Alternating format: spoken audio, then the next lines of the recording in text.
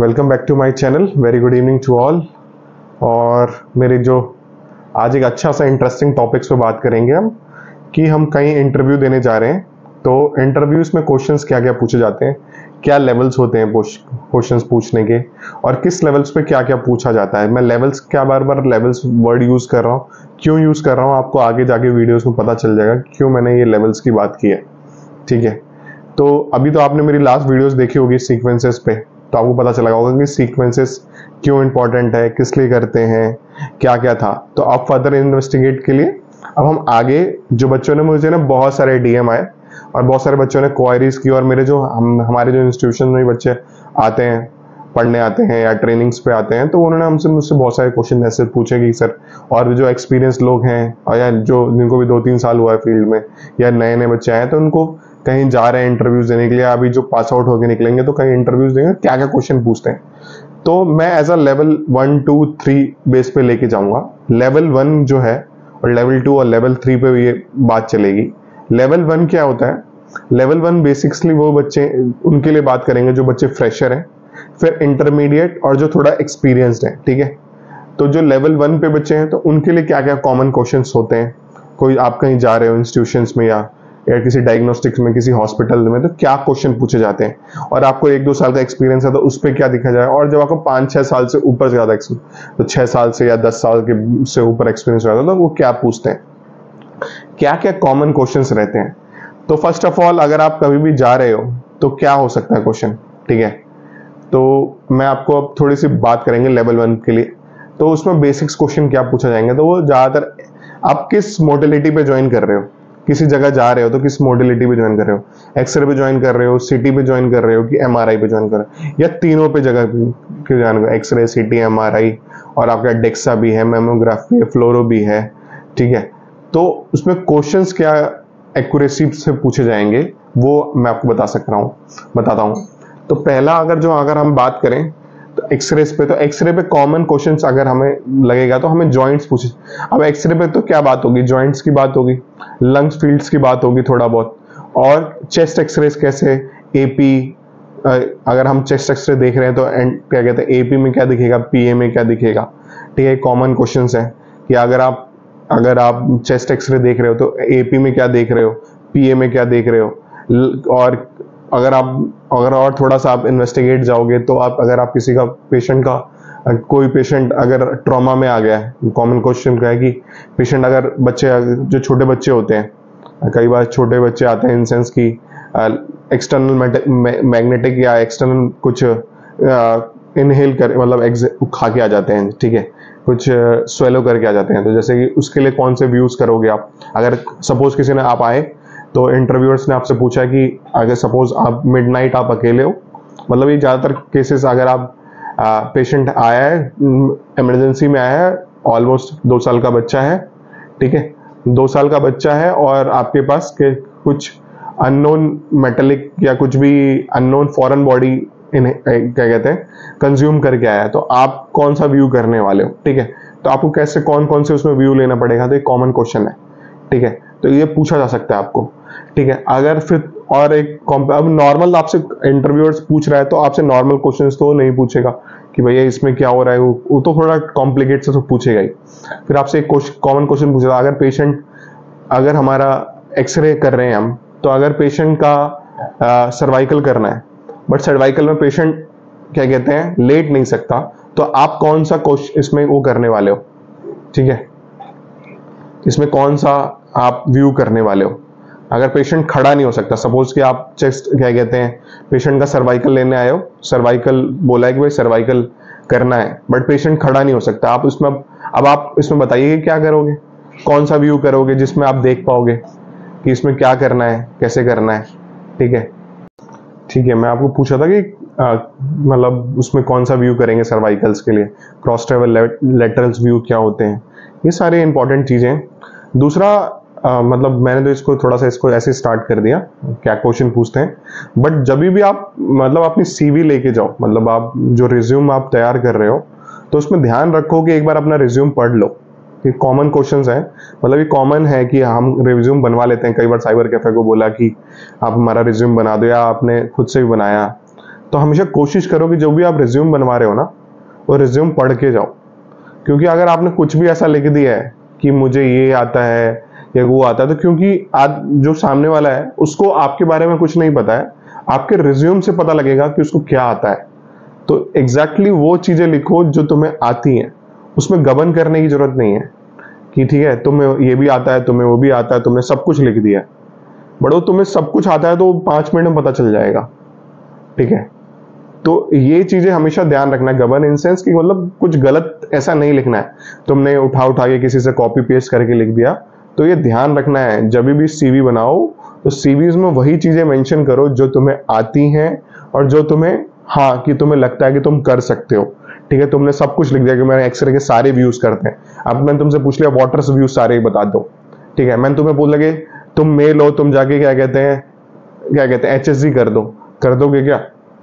तो वो चीजें लिखो कि तुम अल्ट्रासाउंड तुम लिख देते हो कि अल्ट्रासाउंड हमने बेसिक्स नॉलेज है, तो उसमें लिखना पड़ेगा कि तुम्हें अल्ट्रासाउंड में किस चीज की बेसिक्स नॉलेज है। ECG तुम लिख देते हो या कुछ भी ऐसा अलग से जो भी तुम लिख रहे हो जो रेडियोलॉजी से रिलेटेड, मतलब रेडियोलॉजी से अल्ट्रासाउंड है, बट हम एज अ टेक्नोलॉजिस्ट आप वो नहीं कर रहे हो, अल्ट्रासाउंड नहीं कर रहे हो। बेसिक्स क्या पता है आपको, प्रोब्स के बारे में क्या पता है, ठीक है। कोई भी ऐसा क्वेश्चन पूछ सकता है, ठीक है। तो ये सारी चीजें ध्यान रखो। तो आप सीवी तैयार करो तो ये भी एक चीज ध्यान रखो कि उसमें आप मशीन्स भी लिखोगे, आप कौन सी मशीन पे काम कर रहे हो, कौन सा वर्जन। अब जैसे आप मोबाइल लेने जाते हो तो उसमें सारा कुछ पढ़ते हो ना कि ये मोबाइल है, इसका स्पेसिफिकेशन ये है और इसका, वैसे ही जब आप अपनी मशीन के बारे में जब पढ़ रहे हो तो उसका स्पेसिफिकेशन पूरा लिखो, तो आपको उससे पता, सामने वाले को पता है कि उतने एडवांस मशीन पे काम करके आया है, ठीक है। अगर मैं सीटी के 256 स्लाइस मशीन बात कर रहा हूं तो उनको पता लग गया कि ये बेसिकली बहुत अच्छी मॉडलिटी में काम करके आया, तो इसको ये वाली सारी चीजें आती होंगी, तो वो आपको उस लेवल के हिसाब से क्वेश्चन पूछेगा।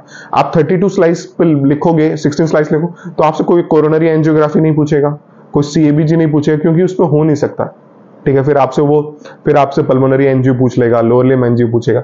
अगर जैसे 3T पे काम करके आए हैं हम, जैसे मैं 3T पे काम कर रहा हूं, तो उसको पता है कि एडवांस मशीन है तो उसमें अच्छे स्कैन, बड़े स्कैन इसी पे होते होंगे, ठीक है।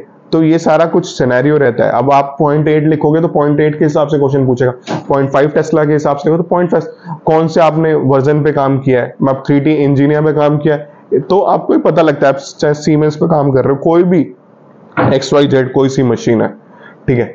तो वर्जन पे कौन सा काम कर रहे हो, कौन से स्लाइसेस की है, या तुम एक्सरे पे जो काम कर रहे हो कितने KVP की है, कितने MAS की मशीन है। तो ये सारे भी कॉमन क्वेश्चंस तुम्हें पता होने चाहिए। ये नहीं कि तुम्हें बस बेसिक्स यही पता है कि बट मशीन कौन से काम कर रहा है, तो कोई पूछ ले कि भैया आपने ये मशीन की है तो कितने उसकी MA की मशीन है, आपको पता ही नहीं चल रहा है। तो ये सारा भी रिज्यूम में आप जो चीजें लिख रहे हो वो ऐसा लिखोगे जो कॉमन क्वेश्चंस आपको पता हो, क्योंकि सामने वाले को कैसे पता लगेगा आपके बारे में, आपके रिज्यूम के बारे में। और रिज्यूम आपने जितना अच्छा और सटीक बनाया होगा उतने अच्छे और सटीक क्वेश्चन पूछे जाएंगे और उतना सही लगेगा कि हाँ उनकी रिक्वायरमेंट फुलफिल हो जाएगी। अच्छा ये रिक्वायरमेंट हमें ये करवाना है इनसे और हमें ये चाहिए, ठीक है। तो ये सारा रहता है, ठीक है।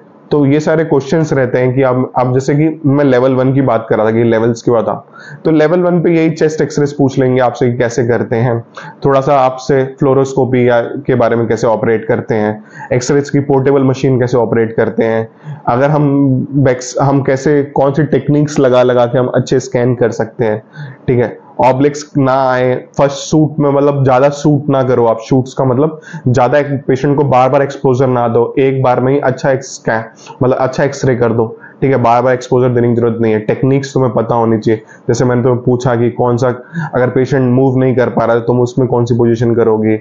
अब मैंने तुम्हें पूछा कि अच्छा तुम्हें क्या है स्टोलाइट प्रोसेस देखना है तो कौन सा तुम व्यू करोगे, ठीक है। तो तुम्हें पता होनी चाहिए ना स्टोलाइट बोन का है। तो ये बेसिक चीजें हैं थोड़ा बहुत। अब एक्सरेज में तो एक्सरेज के क्वेश्चंस पूछे जाएंगे, ठीक है। अब मैं थोड़ा सा लेवल थोड़ा अप करते हैं इसको, ठीक है। एक्सरे से थोड़ा सा लेवल अप करते हैं। अब हम सिटी पे आते हैं कि आप सिटी पे आपसे क्वेश्चंस क्या पूछे जाएंगे। तो सिटी से आप क्या क्वेश्चंस पूछे जा सकते हैं, तो स्लाइसेस के बारे में आपने कौन सी स्लाइस लिखी है, आपने लिखी है 16 स्लाइस लिखी है, 32 स्लाइस लिखी है, क्या कहते हैं 60 स्लाइस लिखी है, 56 स्लाइस लिखी है, कौन सी स्लाइसेस की मशीन लिखी है, 128 स्लाइस लिखी है, ठीक है। या 256 स्लाइस मशीन लिखिए, क्योंकि स्लाइसेस से पता लगेगा कि आप कितने एडवांस वर्जन पे काम, कितनी एडवांस मशीनों पे काम करके, तो उसके हिसाब से आपसे क्वेश्चन पुटअप्स होंगे। अगर आपने जैसे 256 लिखा गया तो आपसे कॉमन क्वेश्चन पूछेंगे ही नहीं, वो आपसे पूछेगा कि CABG क्या होता है, ठीक है, CABG की फुल फॉर्म क्या है, CABG करते क्या है, उसमें देखते क्या है, उसका वर्जन क्या है। अब कोरोनरी है तो कोरोनरी के बारे में पूछ सकते हैं कि भाई कोरोनरी बेसिक्स क्या प्रिपरेशन है, आपको उसकी बेसिक्स प्रिपरेशन पता होनी चाहिए ना कि भाई प्रिपरेशन क्या है, ठीक है। ट्रिपल फेस में टाइम क्या होता है, ट्रिपल फेस होता क्या है, मैंने आपको ट्रिपल फेस और आप मेरी सीक्वेंसेस मतलब उसकी वीडियोस देखोगे तो मैंने पूरा बताया हुआ है आपको, तो आपको समझ में आ जाएगा। अगर आपको समझना हो तो मेरी लास्ट वीडियोस को, टॉपिक्स को चेक करते रहोगे तो आपको पता लगेगा, ठीक है। आपसे ये भी पूछ सकता है, ठीक है, कितना ml कॉन्ट्रास्ट देखते हैं, कॉन्ट्रास्ट निकालने का फॉर्मूला क्या होता है, सबसे कॉमन क्वेश्चन होता है किसी भी पेशेंट को अगर कॉन्ट्रास्ट देना तो उसका फॉर्मूला क्या है, ठीक है, किस बेसिस पे आप उसको कॉन्ट्रास्ट देने वाले हो, ओमनी पैक क्या होता है, विजी पैक क्या होता है, 350 ml कॉन्ट्रास्ट क्या है, क्या कहते हैं 350, 300, 280 क्या है ये, ठीक है। पॉजिटिव कॉन्ट्रास्ट क्या होता है, न्यूट्रल कॉन्ट्रास्ट क्या होता है, डाइट्रोजोल सोडियम क्या है, ठीक है। तो ये सब पता होना चाहिए आपको कि भैया कैसे ऑपरेट हो रहा है।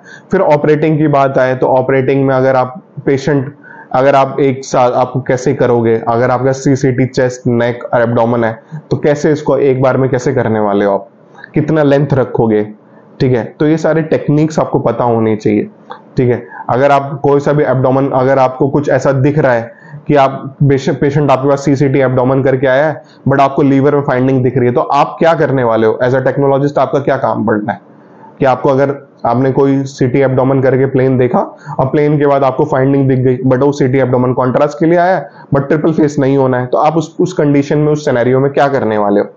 तो ये सिनेरियो, क्योंकि ये सिनेरियो तभी जस्टिफाई होंगे क्योंकि आपने काम किया होगा, आपको पता होगा, तभी आप इस चीजों के बारे में आंसर देने वाले हो। ये नहीं कि सिर्फ आपने कर लिया, आपको पता है और आप इस चीजों के आंसर नहीं दे पा रहे हो तो इसका कोई यूज नहीं है। तो ये सब आपको पता होना चाहिए। अगर आपने कोई कुछ भी आपने ऐसा देखा तो आप एक बार अपने डॉक्टर को या जो भी कंसल्टिंग टीम है, अपने रेडियोलॉजिस्ट से बात करोगे, उससे बात करोगे भैया इसको ट्रिपल फेस कर देते हैं, ठीक है। तो आर्टरीज कैसे, उसको कैसे देखते हैं। अब अगर आप पल्मोनरी एंजियोग्राफी, अब मैं आपसे पूछ लूंगी पल्मोनरी, सब मेन कॉमन क्वेश्चन है कि पल्मोनरी एंजियोग्राफी कर रहे हैं तो हम उसका ROI कहाँ लगाएंगे, ठीक है। ROI क्या होता है भाई, ROI का फुल फॉर्म क्या होता है, लोकेटर क्या होता है, ट्रैकर क्या होता है, ठीक है। कितना हम आप HU वैल्यूज कितना रखते हैं, ठीक है, कितना ग्राफ्टिंग सिस्टम होता है। फिर आप उससे, मैं अगर आपसे पूछूं तो कि इसका साइज कितना होता है, ठीक है। और दूसरा फिर कि इंजेक्टर कितने तरह के होते हैं, सिंगल इंजेक्टर क्या होता है, ड्यूअल इंजेक्टर क्या होता है, कैसे ऑपरेट करते हैं इनको, ऑपरेट ऑफ मोड क्या होता है। तो ये सारे क्वेश्चंस हैं, जितना आप उनको दोगे उतना डीप क्वेश्चंस पूछे जाएंगे। क्या रिक्वायरमेंट है, क्या फुलफिलनेस होती है, ये सारा कुछ आपके सिनेरियो पे है। तो ये सारे क्वेश्चंस हैं कि कैसे वो पूछ सकते हैं। फिर थोड़ा बेसिक्स आपको एनाटॉमी पता होनी चाहिए कि भैया अगर लोअर लिम कर रहे हैं, अपर लिम कर रहे हैं, थोड़ी बहुत बेसिक्स एनाटॉमी तो पता ही होनी चाहिए कि भैया कौन सी एनाटॉमी। अगर किसी ने पूछ लिया आपकी सब क्लेविन आर्टरी कहाँ है, क्या क्या फिमोरल कहाँ है, पॉप्टिलर फोसा कहाँ है, ठीक है, रेडियल आर्टरी कहाँ चल रही है, ठीक है। तो ये सारे कुछ आपको थोड़ा बहुत तो बेसिक्स तो पता होना चाहिए ना। तो आप आर्टरीज के बारे में थोड़ा बेसिक्स, सर्कुलेशन पढ़ोगे, पता लगेगा, तो आपको पूछा जा सकता है। अब हम थोड़ा सा लेवल अप करेंगे, मतलब अब आप सिटी में सारे क्वेश्चन, कॉमन क्वेश्चन, बट ये उसी को पूछा जाएगा जो 2-3 साल का एक्सपीरियंस हो चुका, 3-4 साल का एक्सपीरियंस है तो उसको पूछा जाएगा। अभी थोड़ा सा अब लेवल अप किया जाएगा, ठीक है। अब हम एकदम फाइनल लेवल पे आ जाते हैं कि जो 6-7 साल से ज्यादा काम कर रहे हैं, जिनको बहुत अच्छा एक्सपीरियंस हो चुका है, तो उनसे क्या क्या क्वेश्चन पूछे जा सकते हैं। तो जैसे अब मैं कोरोनरी पूछा था, तो उनसे सिर्फ कोरोनरी पूछा, जो बच्चे जो 2-3 साल से काम कर रहे थे उनसे सिर्फ कोरोनरी पूछा जा रहा था, ठीक है। अब आपसे क्या है, जो उनसे आपसे कोरोनरी ट्रेस करवाई जाएगी कि CABG आप एक बार बना के दिखाओ, हमें प्रोसेस करके दिखाओ, ठीक है। प्रोसेस कैसे करते हैं, इसका कैसे ट्रेसिंग कैसे करते हैं, उसका आपकी फिल्मिंग कौन कौन सी दोगे, आप कितनी तरह की फिल्मिंग होती है, VRTs कैसे बना के देखोगे, आपसे 2-3 एनजीओ ट्रेसिंग करवाएंगे, ठीक है। तो ये सारा कुछ रहेगा। अब थोड़ा सा जो लेवल अप है तो उसी में आप MRI पे आ जाओ। तो MRI पे क्या क्वेश्चन पूछा जाएगा, तो अब MRI पे क्या पूछा जाएगा और कौन सी मॉडलिटी पे काम कर रहे हो, और कौन सी मतलब आपके पास कौन से टेस्ला पे काम कर रहे हो, 3T पे काम कर रहे हो, 1.5 पे कर रहे हो, 1 पे कर रहे हो, 1 या 0.5 पे कर रहे हो, कौन से टेस्ला पे काम कर रहे हो, उसके हिसाब से क्वेश्चन पूछा जाएगा। ठीक है, अगर आप 3T पे काम कर रहे हो, ठीक है, कुछ भी उस पर काम कर रहे हो, तो आपसे क्वेश्चन तो पूछ सकते हैं। अगर आपके एक्सपीरियंस के हिसाब से आपसे पूछे जाएंगे, अगर पेशेंट सीजर के लिए आया है तो आप MRI ब्रेन है और पेशेंट करके सीजर मतलब उसकी हिस्ट्री उसकी सीजर की है, तो आप क्या चलाने वाले हो, कॉमन क्वेश्चन ये। सीजर है तो क्या चलाने वाले हो, स्ट्रोक है पेशेंट को तो पहला सीक्वेंसेस आपका क्या होगा MRI ब्रेन में। ठीक है, स्ट्रोक के लिए पहला सीक्वेंस क्या रन करोगे सर्वे के बाद। ठीक है, अगर आपको कोई भी ऐसा कुछ भी हमें दिख रहा है, मान लो कि हमें अगर ब्लीड दिख रहा है तो आप किसको इन्फॉर्म करने वाले हो, अगर आपको इन्फार्क्ट दिख रहा है तो आप किस टीम को इन्फॉर्म करने वाले हो। ठीक है, कैसे जल्दी से जल्दी बता दोगे। यार सिटी में अगर आपको किसी तरह का थ्रोम्बोसिस दिख रहा है, ठीक है, तो आप कैसे उसको बताने वाले हो, या उसको कुछ क्लॉट दिख रहा है तो कैसे बताने वाले हो, किसको जल्दी से जल्दी इन्फॉर्म, क्योंकि जितना जल्दी आप देखोगे जितने, क्योंकि आपको नॉर्मल और एबनॉर्मलिटीज में जब पता होगा तभी आप किसी को इन्फॉर्म करोगे, तभी वो रिपोर्ट बनेगी और तभी वो जल्दी से जल्दी रिपोर्ट होगी और पेशेंट क्योर की फेस में जा सकता है। ठीक है, अगर आप MRI नहीं कर रहे हो तो उसका आपकी पोजीशनिंग कहाँ पे रखोगे, उसका क्या कहते हैं कहाँ लगाओगे। ठीक है, अगर आप शोल्डर की पोजीशन, शोल्डर की प्लानिंग किस कौन से मसल्स क्या कहते हैं अलोंग करते हो। ठीक है, क्योंकि शोल्डर की थोड़ी प्लानिंग कॉम्प्लिकेट जैसी है। ठीक है, इजी नहीं है एज यूजुअली क्या कहते हैं जॉइंट्स में। ठीक है, और अगर आप किसी और रिस्ट की प्लान कर रहे हो, ठीक है, और अगर फिर MR कार्डिक्स पूछ सकते हैं आपसे, MR कार्डिक्स में क्या होता है, नेगलिंग वैल्यू क्या होती है, कितना हमको डालते हो नेगलिंग वैल्यू। ठीक है, दूसरा अगर आपसे पूछा जाए कि अगर आप उस पर क्या काम कर रहे हो, सपोज मानो कि आप MRI मशीन पे अगर आप कार्डिक्स पे काम कर रहे हो तो कितना हार्ट रेट होना चाहिए हमें करने के लिए। यस, ठीक है, MRI में कितना हार्ट रेट होना चाहिए और CT में कितना हार्ट रेट होना चाहिए जिसमें हम कर सकते हैं।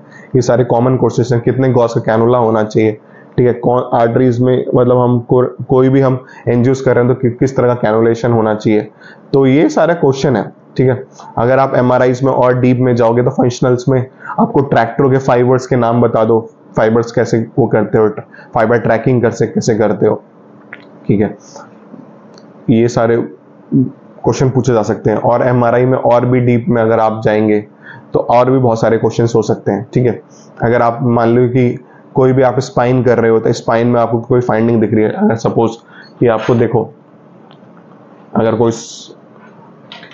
अगर हमें MRI पे लंबा स्पाइन पे कोई फाइंडिंग दिख रही है, या लंबा स्पाइन कैसे काउंट करते हैं, कैसे आपको पता लगेगा आपके काउंटिंग कैसे करते हैं। मैंने कोई इमेज खोल दी कि भैया मुझे काउंटिंग करके बताओ कि ये इमेज है, कैसे काउंटिंग करोगे।